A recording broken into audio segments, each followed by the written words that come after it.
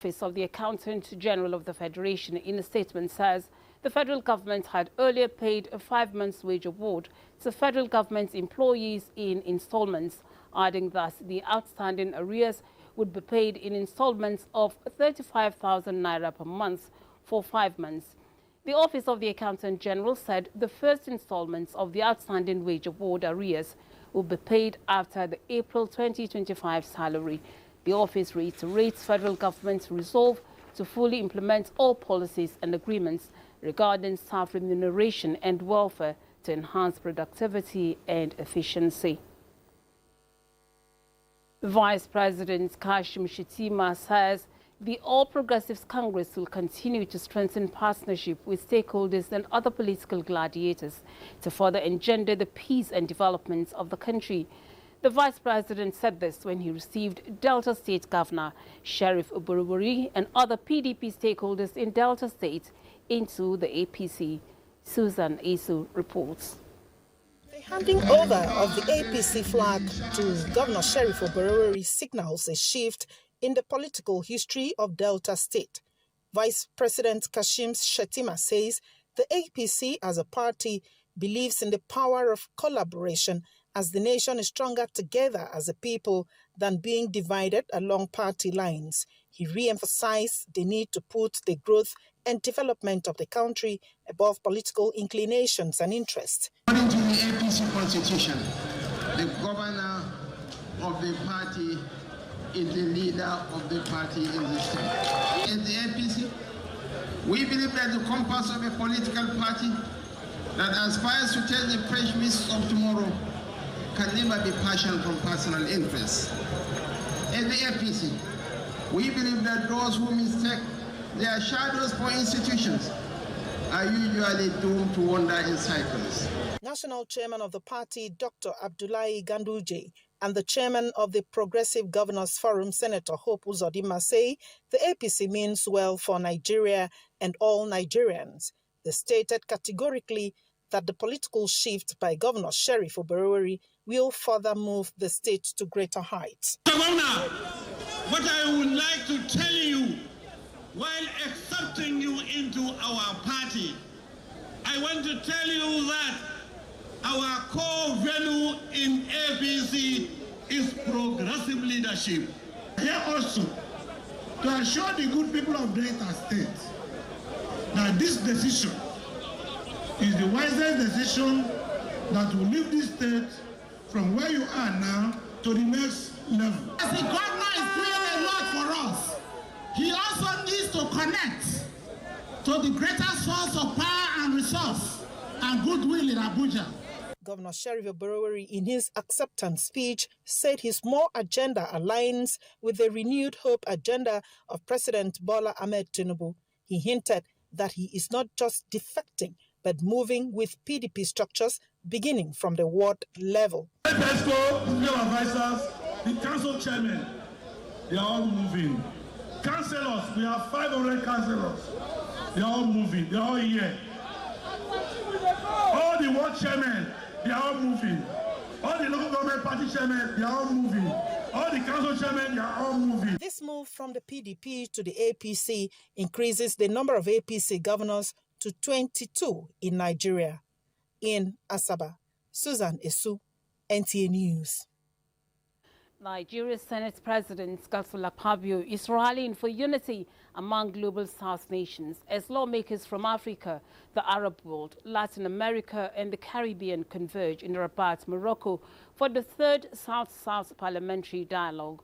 Akpabio emphasized an urgent need for collective action to address pressing economic, political and climate challenges, stressing action over rhetoric and unity over isolation, noting that they are crucial for developing nations to secure a seat at the global table.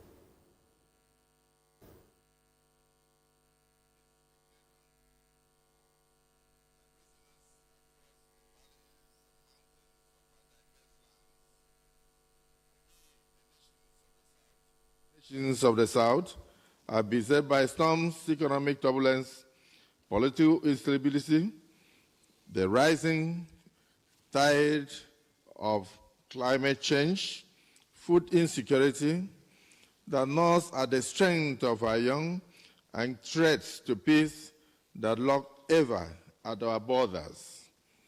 But I declare to you today, no nation, however mighty in its resolve, can master these trials alone.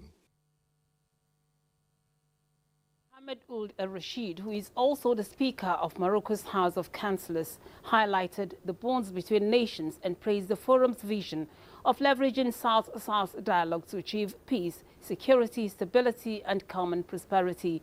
The event served as a catalyst for tangible joint initiatives, harnessing inter-parliamentary dialogue to drive economic integration, stability and sustainable development. To the Vatican now, where the conclave to elect the 267th Pope will begin on May 7th, following the conclusion of the Novemdials Masses to pray for the eternal repose of the late Pope Francis. Consequently, the Vatican has closed the Sistine Chapel as preparations begin for the conclave. Here is Jummai Stephen with the details. The date was set on Monday morning by the 135 cardinals present, whom are electors gathered for the 5th General Congregation in the Vatican. The conclave will take place in the Vatican's Sistine Chapel, which will remain closed to visitors during the select days. Attention within the Church has turned towards preparing the Sistine Chapel for the cardinal electors who will assemble in the heart of the Vatican to choose the new leader of the 1.4 billion follower Catholic Church. Among key tasks is installing the chimney through which the traditional smoke signals, black or white, will announce the outcome of the votes. According to the Church, the eligible cardinals for the conclave are less than 80 years of age and are from across the world. At the start of the conclave, cardinals will chant the Litany of Saints, a solemn Gregorian chant invoking the saints' intervention. At the end of the procession, each cardinal elector dressed in red robe takes the oath to maintain absolute secrecy, everything related to the selection of the Roman pontiff, and to refrain from supporting any attempts of external interference in the election. The chapel's doors will then close, and the master of liturgy will declare extra omnes, meaning everyone out, marking the start of the voting. The secrecy of the conclave is intended to shield the election from external pressures. Black smoke rising from the chimney will indicate an inconclusive vote, while white smoke and the ringing of bells will confirm the election of the new pope. Jummai Stephen, NTA News. 79-year-old Laurent Gbagbo, who ruled Côte d'Ivoire from 2000 to 2011, has expressed his desire to stand for president, but cannot do so due to a criminal conviction. However, he remains determined to play a huge role in that country's politics. Here is Kolo Mohammed with the details. Determined to play a role in the upcoming presidential elections, despite his ineligibility to stand as candidate, Laurent Gbagbo launched a campaign dubbed Enough is Enough. He said it aims to draw attention to the country's oppressed. Gbagbo's African People's Party met in Abuja and instructed its cadres to advance the campaign. The party agreed that only a unified fold of those who have something to lament can make the desired difference. Gbagbo was sentenced to 20 years in prison for charges related to the serious post-election crisis of 2010-2011, which left about 3,000 dead. The Enough is Enough campaign is to put pressure on President Alassane Ouattara, whose rule has delivered impressive economic growth, but dogged by high poverty levels and a cost of living crisis. Ouattara had remained mute about his future, with speculation mounting that he will seek a new mandate. Recently, an Abidjan court removed Tijani Thiam, seen as the ruling party's most competent challenger, from the electoral roll, ruling that he lost his Ivorian nationality when he registered in 2022. The decision is not subject to appeal and therefore closes the door on his candidacy. Born in Ivory Coast, Thiam obtained French nationality in 1987 and renounced it in March 2025 to run for president. Kolo Mohammed, NTA News. A top Chinese economic official says Beijing is on the right side of history in its grueling trade war with the United States. The government is taking greater steps to shield the flagging economy from the impact of the standoff. Here again is Kolo Mohammed with the details. China said the U.S. unjustifiably imposed tariffs on the country over fentanyl after a media report said Trump administration may consider imposing further punitive measures to pressure China into taking more substantive action on synthetic opioids. Beijing insists that no phone call took place recently between President Xi Jinping and his U.S. counterpart after Donald Trump said he had spoken with the Chinese leader. In other news, in San Francisco's historic Chinatown and across the Bay Area, businesses that rely on Chinese imports are increasing prices to address the rising cost of imported products they need to operate. Customers are still shopping but buying less and are generally worried about how local businesses will survive as they are planning to raise the price by about 50%. Basically, 98% of our store products are all affected by the tariffs because everything is manufactured and imported from China. There's nowhere in America that they can make Jaws papers like this. Obviously, they can make incense, but it's not the traditional incense that we use. That changes everything because instead of getting 3, I'd probably just get 1, you know, and it would be like this is something you get to enjoy, right? And when you have to cut back and you have to cut back, you don't get what the enjoyment stuff is cut first. I own 3 restaurants in the Bay Area, including Lai Hong Lounge in Chinatown. We've had to adapt to the current economic status with the rising tariffs by slowly increasing our prices. Our strategy is to increase it as little as possible. And it's going to impact maybe like how much people can go out together or how many people can, you know, be in a group together because it's going to, obviously the cost is going to be a lot more for, you know, the larger group, the group. These, the traders say, will help them stay afloat as the new tariff rates take effect on exports and imports around the world. Kolo Mohammed, NTA News. Meanwhile, the Nigeria-America Chamber of Commerce says the current global trade dynamics offers an opportunity for countries to rethink their place in the world marketplace.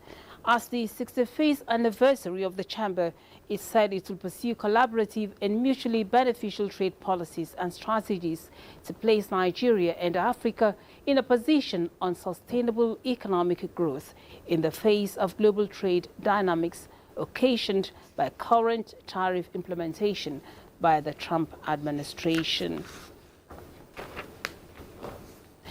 And joining us live in the studio is the president of the Nigeria-America Chamber of Commerce, Sheriff Balogun, who is going to speak on the place of Nigeria in the new global trade dynamics. Mr. Sheriff, you're welcome to our studios. Thank you very much. Thank you for having me. All right, first, let's congratulate you on your emergence as the new president of the Nigeria-America Chamber of Commerce. Thank you so much for congratulating me. All right. Congratulating me. Yeah, and then now, what is the position of the chamber in the ongoing trade tariff war on global trade? Yeah, the position of the chamber is that we're living in interesting times, and Nigeria and other countries need to rethink trade policies, negotiations, and see the best way to come out with a situation that will be a win-win for everyone. For countries, for Nigeria especially, we have to look at our complete strategy. We have to look at value addition to our products. We have to look at which other markets are available to us. What are we doing right now with the U.S.? Majority of our export to the U.S. is made of oil and petroleum products, which is about 90 to 92%, and the rest are non-oil products, especially agricultural products. With baseline tariff right now of about 14% to Nigeria, what do? Do we want to increase our trade relationship with the U.S.? Of course, yes. But then we have to sit down and negotiate, like other countries are sitting down to negotiate. But then also, on the flip side, is to look at what advantages that can bring to us, because we have other countries that have higher tariffs than what Nigeria has. And then we have to look at the gap that presents and see how we can fill in those gaps. The state of Houston imports a lot of carrots, for example, from Mexico. Over $200 million of carrot go into the U.S. Nigeria has comparative advantage. We can produce a lot of such product, and then with 14% tariff, it gives us an advantage over 50% tariff that's on Mexico. We have the area of solid minerals. We should process some of our solid minerals, our critical energy minerals. We can process them and export them.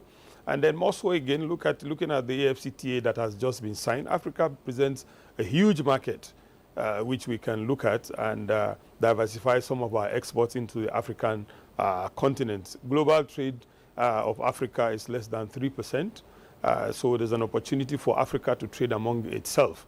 But not saying that we're not going to trade with the US or other countries, but it's to sit down, look at it, how do we balance, how do we have a win-win situation? And I think the US definitely will listen. As a Chamber of Commerce, it's our duty to promote trade between Nigeria and US, and we've started engaging, and I'm sure we'll come out and advise government in terms of what policy to put forward and how to go about it. Looking at all these gamut of activities, for Nigeria and Africa, how do we navigate this terrain to stay economically competitive? Yes, it's to look at what you're doing. What are your comparative advantages? How can you improve on what you're doing? Definitely for each country has products that it has comparative advantages on, be it by labor, be it by availability of those resources.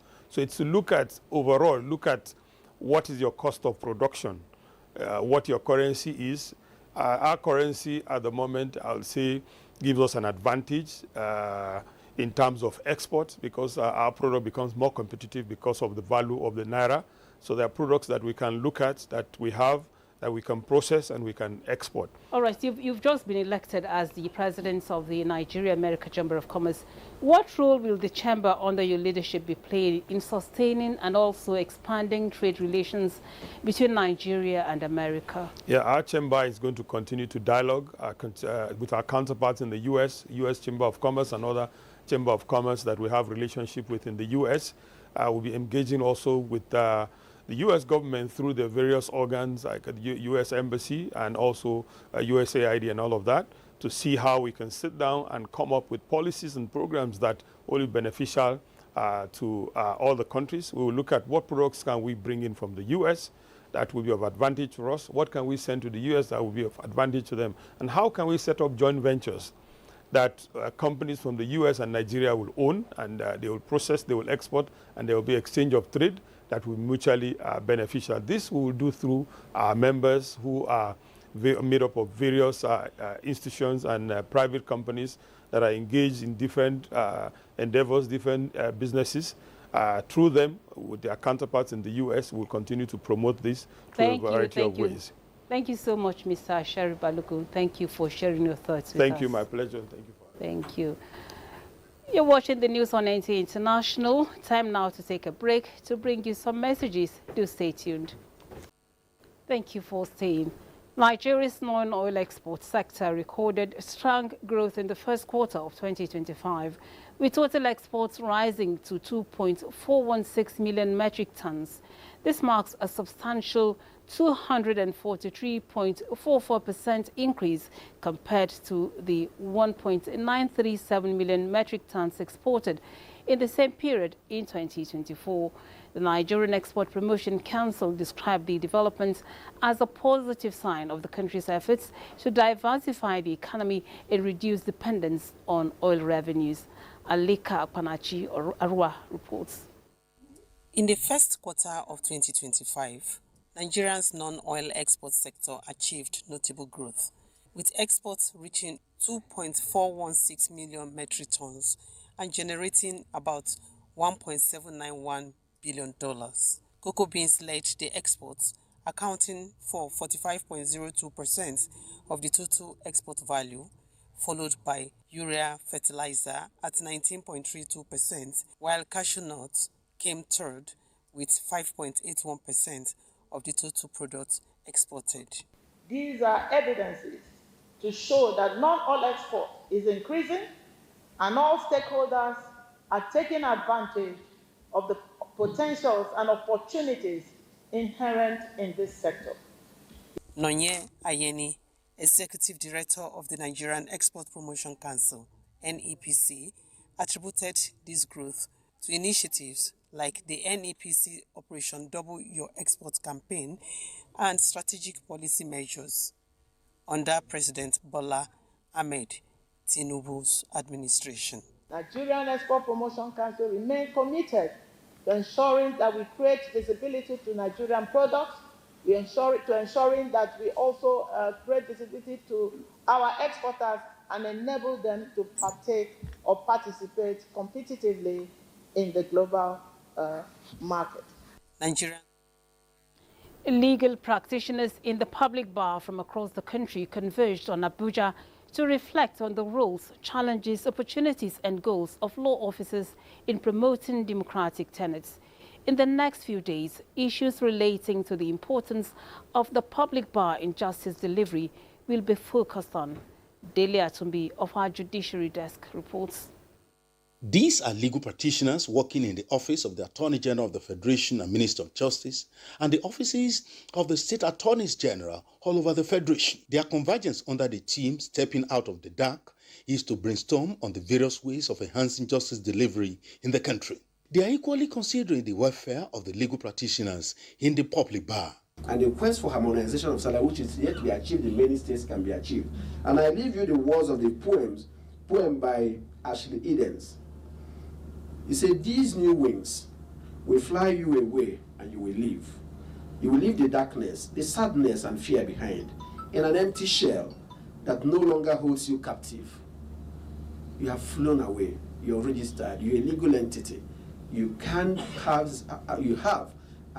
all the rights and benefits of a trade union. Use it for the betterment of lawyers who are law officers." I consider it fit and proper to challenge the members and leadership of LOAN, who are state councils manning various ministries of justice across the nation, to assert themselves more positively and proactively on the legal scene and in the administration of justice generally. LOAN, like the Nigerian Bar Association, should make itself a developmental and conscientious force to reckon with. The legal practitioners in the public bar are equally committed to upholding the rule of law, promoting access to justice, and enhancing security in the country. What we have collectively built is commendable, yet even greater is the challenge that lies ahead. Sustaining and advancing the noble cause, as Ross Perot aptly put it, inventory can be managed, people must be led by example. The forum will also upgrade the knowledge of the participants on subsisting laws, practice and procedure in line with the present-day realities. In Abuja, Dele Atumbi, NTA News.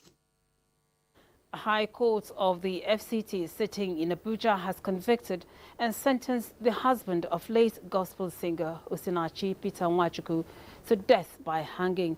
The presiding judge, Justice Ngosu Iheme, gave the order in the verdicts on the culpable homicide matter where the husband of the late gospel singer was the defendant. The court held that the prosecution had proven the burden of proof placed on it by the law and subsequently found the singer's husband guilty. A two-day capacity building workshop on anti-corruption laws for criminal justice stakeholders is underway in Abuja. Judiciary correspondent Austin Anyabe reports that the meeting is yet another platform for brainstorming on ways to curb corruption in Nigeria. The workshop, at the instance of the Nigerian Institute of Advanced Legal Studies, with support from the MacArthur Foundation, brought together stakeholders in the administration of criminal justice in Nigeria. Experts here will take an overview of key provisions in anti-corruption legislations in Nigeria with a premium on post-administration of the Criminal Justice Act 2015, ethics and integrity in the effective criminal justice system, and best practices, prosecuting corruption under the AJA 2015 and procedural requirements under anti-corruption laws in Nigeria. It also involves investigating corruption cases in Nigeria and the role of investigators, prosecutors, and courts in investigating corruption cases.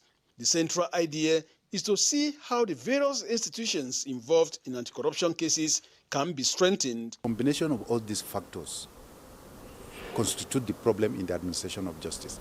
But by and large, if a case is well investigated and you have a good prosecutor who knows his onions, you will always get good outcomes, notwithstanding whatever the courts can do. And once a doubt is created in the fact that this person may not have committed this crime, the law lets him go. So you see, you go back to investigation. You must at that point ensure that your investigation is watertight. Director General NIAS, Professor Abukadri Abikon, says for Nigeria to achieve the desired development, there must be a concerted effort to fight corruption headlong. We have identified some anti-corruption laws, and we have identified the stakeholders in the implementation of those laws. So it's not just enough for the law to be there. What is the understanding of those who are implementing the law? As stakeholders and key operators in the fight against corruption, it's expected that they acquaint themselves with the relevant criminal laws so that when they are in court, they can have an effective prosecution of criminal cases. In Abuja, Austin Anyebe, NTA News. Thank you, Austin. And that story ends the news. We thank you for watching. I'm Lami Ali. Do have a good evening.